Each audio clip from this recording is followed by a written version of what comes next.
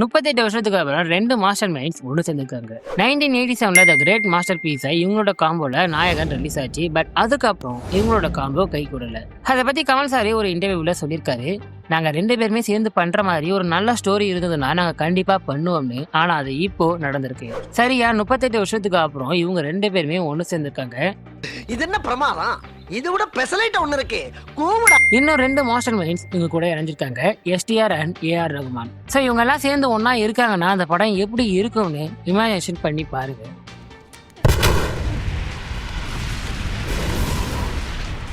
இப்ப எதுக்கு நீ இப்படி வளரிட்டு இருக்க? சீக்கிரம் மேட்ருக்கு வா. Okay cool. இப்போ ரீசெண்டா தக் லைஃபோட ட்ரைலர் ரிலீஸ் ஆச்சு. ஸோ அதை பத்தி ஒரு வீடியோ ஒன்று மேக் பண்ணி போடலாமேன்னு. ஏன்னா அது ட்ரைலர் ரிலீஸ் ஆன அடுத்த அரை மணி நேரத்துல நிறைய பேர் அதை பத்தி பேசிட்டாங்களே. ஓ அப்படியா? சரி, என்ன இப்ப நமக்கு தெரிஞ்ச 4 விஷயத்த நம்ம ஷேர் பண்ணுவோமே. அப்ப தம்பி ஒரு முடிவோட தான் வந்திருக்க. தக் லைஃப் படத்தோட ஸ்டோரி எப்படி இருக்க போகுது அப்படின்னு நம்ம ஸ்ட்ரைட்டா டிஸ்கஸ் பண்றதுக்கு பதிலா ஃப்ரேம் பை ஃப்ரேம் ட்ரைலரை டீகோட் பண்ணிக்கிட்டே பார்ப்போம். பட் அதுக்கு முன்னாடி நீ நம்ம சேனலை சப்ஸ்கிரைப் பண்ணலன்னா உடனே சப்ஸ்கிரைப் பண்ணிட்டு பக்கத்துல இருக்க பெல் ஐக்கனை கிளிக் பண்ணி ஆல்னு கொடுத்து வச்சுக்கோங்க. அப்பதான் நாங்கள் வீடியோஸ் போனாலும் உங்களுக்கு நோட்டிஃபிகேஷன்ஸ் கரெக்டாக வரும். அண்ட் வீடியோ பிடிச்சிருந்தா மறக்காம லைக் பண்ணி சப்போர்ட் பண்ணுங்க. ட்ரைலர்ல ஓப்பனிங் ஷாட்டே பார்த்தீங்கன்னா ஒரு பாலைவனத்துல லாங் ரோட்ல 2 கார்ஸ் டாப் ஸ்பீட்ல வருது. மேபி இது சேசிங் சீனா இருக்க வாய்ப்பு இருக்கு.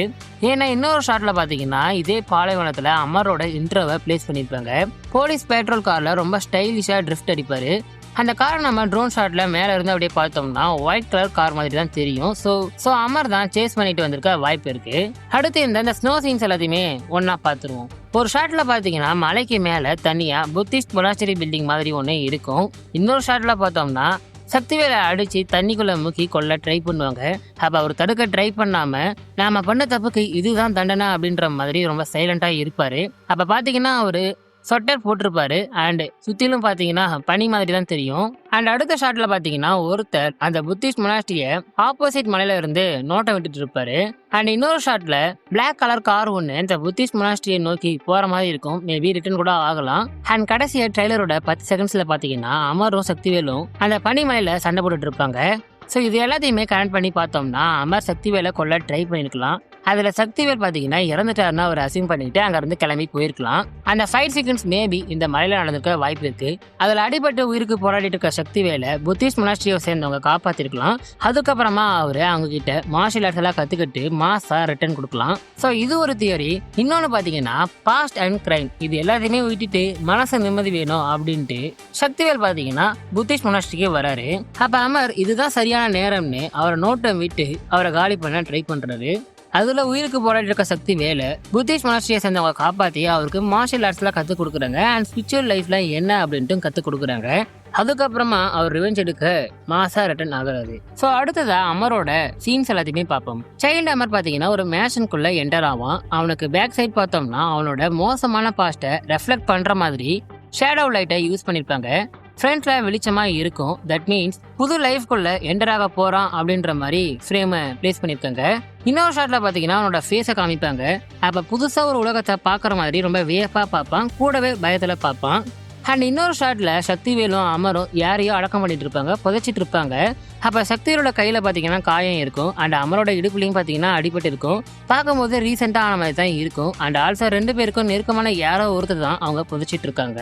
ஸோ இந்த ஷார்ட்ஸ் எல்லாத்தையுமே நம்ம ஒன்று சேர்த்து பார்த்தா சக்திவேல் ஆல்ரெடி கேங்ஸ்டரா இருக்காரு, கேங்ஸ்டர் ஃபீல்ட்ல தான் இருக்காரு. அமர் பாத்தீங்கன்னா அவனோட மோசமான பாஸ்ட்ல இருந்து தப்பிச்சு டெல்லிக்கு வரான். அவனுக்கு அப்பா அம்மா இருக்கிற மாதிரி நமக்கு காட்டல. அப்ப சக்திவேலுக்கு ஏதோ ஒரு ப்ராப்ளம் வந்திருக்கு, அவரோட உயிருக்கே ப்ராப்ளமா இருக்கு. அதுல அமர் உள்ள போந்து அவரை காப்பாத்திருக்கான். அந்த ஃபைட்ல தான் இவங்க 2 பேருக்குமே அடிபட்டு இருக்கு. அண்ட் சக்திவேலுமே டைலாக் சொல்லுவாரு, நீ என் உயிரை காப்பாத்தினவன் எவங்கிட்ட இருந்து என்னை மீட் எடுத்துவன் அப்படின்ற மாதிரி டைலாக் சொல்லுவாரு. ஸோ டைலாக் மூலமாவே என்ன நடந்திருக்கும் அப்படின்ட்டு நம்மளால அசியூம் பண்ண முடியுது. ஸோ அதுக்கப்புறம் அமர சக்திவேல் தான் பிள்ளைய அடுத்து வளர்க்க ஆரம்பிக்கிறாரு. அப்புறம் அமரும் சக்திவேல் பிள்ளையா வளர்ந்து அடுத்தடுத்த லெவலுக்கு வரான். சக்திவேலும் பாத்தீங்கன்னா பிள்ளைக்கு பொறுப்புகள் எல்லாம் கொடுக்க ஆரம்பிக்கிறாரு. ஆனா இது சக்திவேலோட ரைட் ஹேண்ட்க்கு பிடிக்கல. நீங்களே ட்ரைலர்ல பாக்கலாம், நாசர் ஆரம்பத்துல இருந்தே சக்திவேல் கூட தான் இருப்பாரு. சக்திவேலுக்கு அப்புறம் பொறுப்பு நம்ம கிட்ட தான் வரும் அப்படின்ற மாதிரி இருப்பாரு. ஆனா பொறுப்பு எல்லாமே அமர்கிட்ட போறத பார்த்துட்டு அவருக்கு பிடிக்கல. ஸோ அதனால சகுனி வேலையை காட்ட ஆரம்பிக்கிறாரு. இதுக்கு ஜார்ஜும் ஹெல்ப் பண்றாரு. பிகாஸ் அவருக்கும் பவர் மேல ஆசை. நாசர் சமயம் பார்த்து அமர திசை திருப்பி அப்பாக்கு எதிராகவே அனுப்புறாரு. ஸோ அதுதான் பேலன்ஸ் ஸ்டோரி. அதை நீங்க ட்ரெய்லர்லயே பார்க்கலாம். அமரன் சக்திவேலோட மாசான ஃபேஸ் ஆஃப். அடுத்த டிக்கெட்னு பார்த்தா ட்ரெய்லர்ல டெல்லியில இருக்க ஜமா மஸ்ஜித்தை 2 ஷாட்ல காமிச்சிருப்பாங்க. அப்படின்னா இதை வச்சு ஏதோ ஒன்று பெருசா பிளான் பண்ணியிருக்காங்க. இதை ஒரு பெரிய சம்பவம் இதை வச்சு இருக்கு.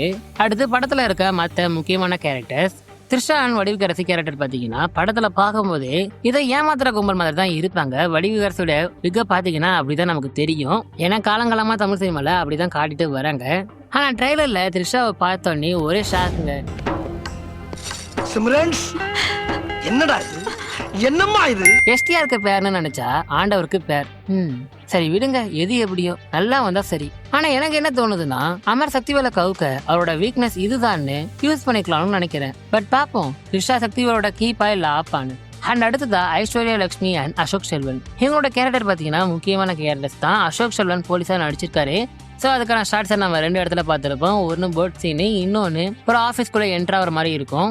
அண்ட் ஐஸ்வர்யா லட்சுமி பார்த்தீங்கன்னா அழுதுட்டு இருக்க மாதிரி ரொம்ப எமோஷனலாக இருக்க மாதிரி ஒரு ஷார்ட் வச்சிருக்காங்க. மேபி அவங்க அசோக் செல்வனுடைய ஒய்ஃபை இருக்கலாம், இல்லைன்னா ஏதாவது ஃபிளாஷ்பேக் வச்சு அதில் வர முக்கியமான கேரக்டராக கூட இருக்கலாம்.